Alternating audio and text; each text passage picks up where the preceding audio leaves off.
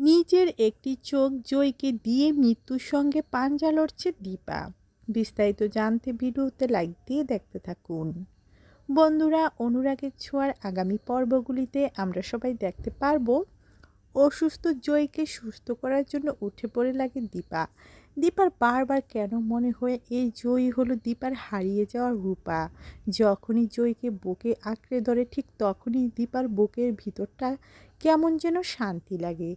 কিন্তু সেই প্রশ্নের উত্তর যে দীপা খুঁজে পায় না। দীপা বলে যেভাবেই হোক না কেন জয়ের চোখের অপারেশন করে তার চোখ ফিরিয়ে দিতে হবে। কিন্তু অনেক টাকা লাগে, সে টাকা কোথা থেকে জোগাড় করবে দীপা? সমস্ত রাস্তা যে বন্ধ হয়ে গিয়েছে। দীপা ডক্টরের সঙ্গে কথা বলে, ডক্টর, আমি জয়কে চোখ দিব, যেভাবেই হোক আপনি অপারেশনের ব্যবস্থা করুন। ডক্টর তো পুরো চমকে যায়। অন্যদিকে সাক্ষ্যদীপ বারবার দীপাকে না করে। দীপা বলে, না, আমি শুনতে চাই না। এত ছোট বাচ্চা পৃথিবীর আলো দেখবে না, সেটা হতে পারে না। আমি চোখ দেব জয়ীকে।